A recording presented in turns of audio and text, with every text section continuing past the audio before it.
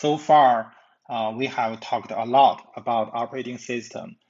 So how can we define the definition of operating system? So basically, operating system is so complicated. So there's no universally accepted definition for it. And someone said that operating system is everything a vendor ships when you order an operating system. So actually, there are a lot of variations there. So for example, I'm not sure if you guys heard about the MS-DOS system. So before we have the Windows or Mac OS. So in MS-DOS system, there's no mouse driver, no network driver, and no graphic user interface.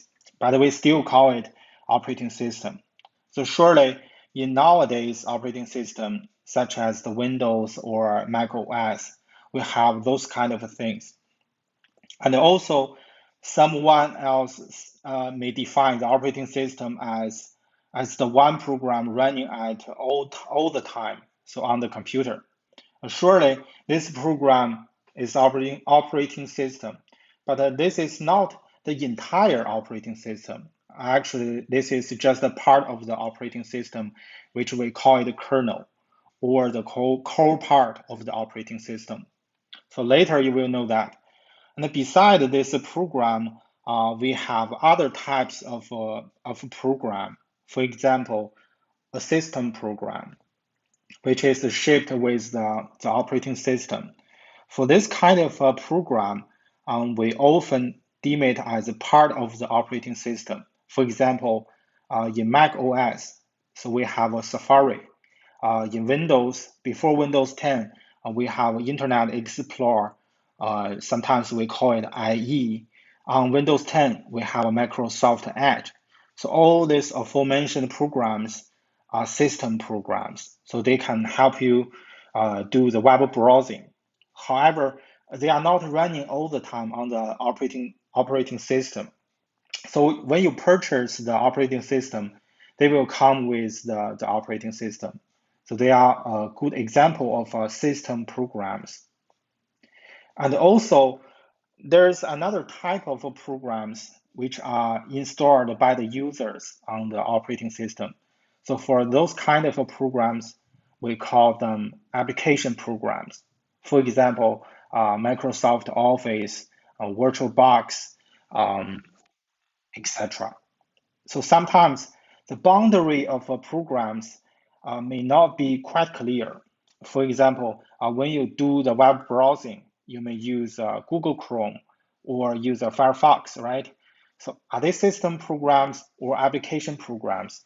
Actually, it depends.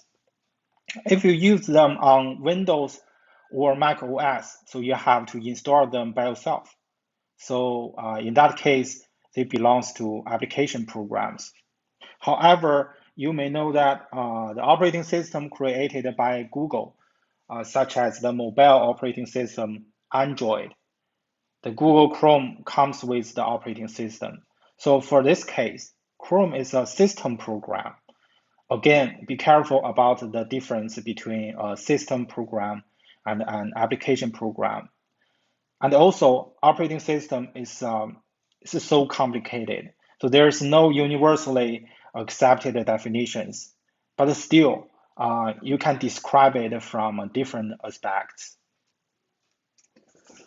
In this slide, it shows us a simplified version of a computer system organization because everything is connected through a single bus.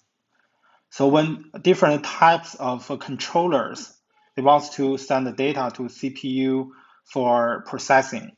So they have to send the data to memory first. Then the memory will forward the data to CPU. So similarly, after CPU finish the data processing, the CPU will send the data to memory and back to the corresponding controllers. So however, how the CPU know that there are some data ready to be processed? Actually through interruptions. So when controllers send the data to memory, the controller will also generate an interrupt to CPU and let the CPU know that I have some data to be processed on the memory. So the current computer system organization is much more complicated than this one because multi-buses are needed for the current computer system organization. One bus for the CPU to memory, and one bus for CPU to various controllers. And also there's another bus for CPU to graphics adapter. So in order to improve the throughput and the performance.